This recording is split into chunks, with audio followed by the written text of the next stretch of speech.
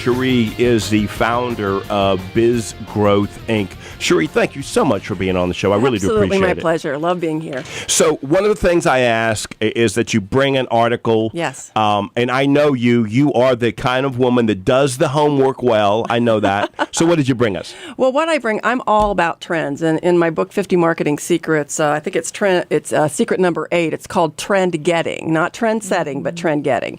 So at the end of every year, I always like to look at what is being predicted as the trends for the year ahead. And so I actually found some trends from Home Business Magazine, from WorkZone.com, and also from Entrepreneur magazine, which is always a good one. And I'm not going to talk about all of them. I'm going to pinpoint ones that I think are probably the most profound for small business, or that business community needs to take care of. And then I want to end with a trend that I've been seeing that no one seems to be talking about. Which is interesting, that I've seen for a few years. So the first one I'm going to talk about is interesting. It's from Home Business Magazine, and it says that a bubble will pop. But they don't know what. Well, I can tell you what bubble. I know. I can tell you what bubble's going to pop because I've been watching. I've done a lot in the construction and real estate development arena with clients.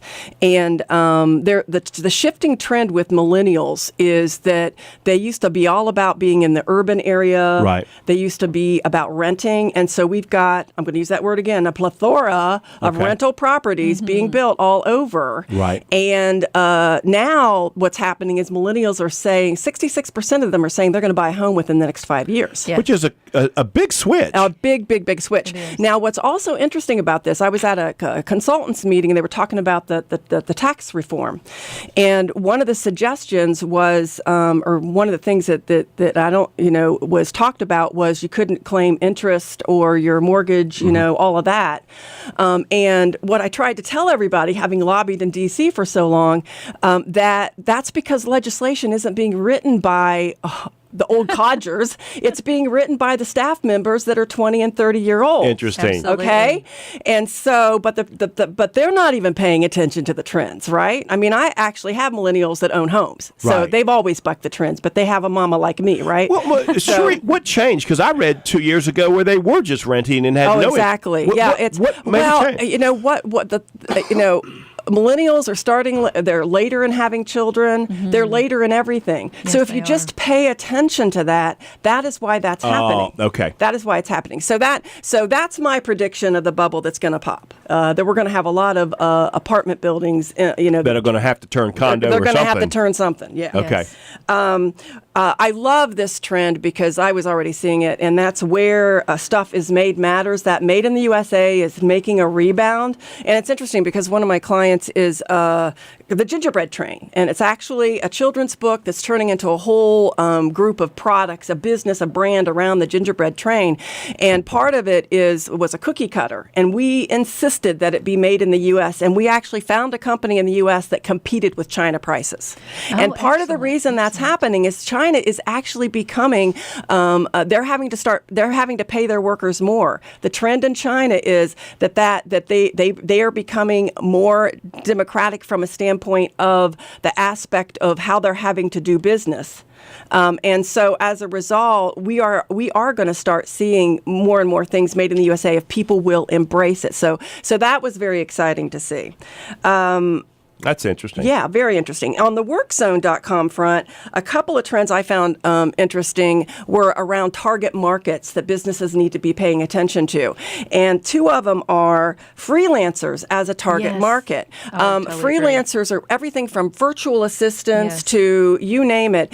They are looking for ways to be that solo practitioner and doing things better. So technology plays a part in it. Service plays a part in it. Interestingly enough, I was talking to company that specializes insurance for companies, and they are looking at packages for that 1 to 5 person business, which has always been lost for good insurance programs. You know that. Right. You had to be 5 or more, or 10 or more before you could get any kind of insurance package, and now that is shifting because there are so many solo practitioners out there. And I want to. This is something I tell small business people all the time.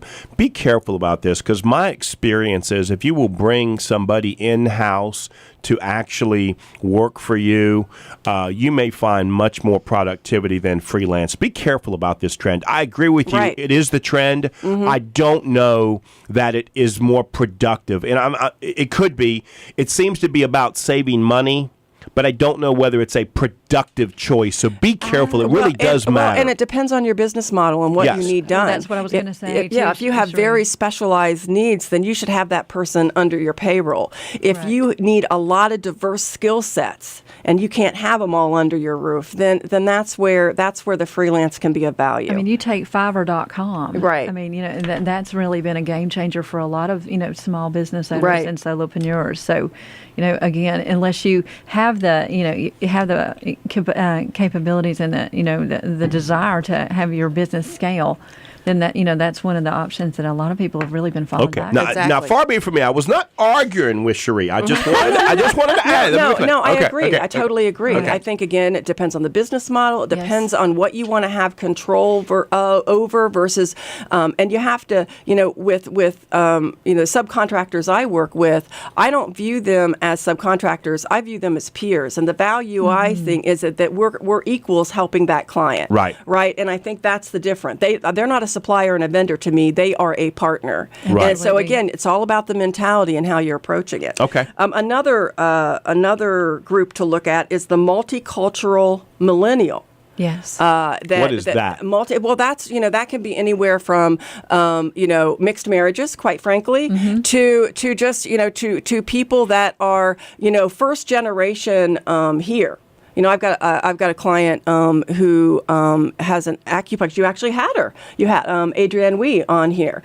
She's an example of a multicultural millennial, and they have incredible buying power, and they are even more selective. Well, and they it's amazing that people from outside the United States come with this entrepreneurial, capitalistic mindset. Yes, they do. And you wonder where they got it from, right? Right. Well, a lot of times, like with Adrienne, I mean, she's a perfect example of somebody who's first generation, their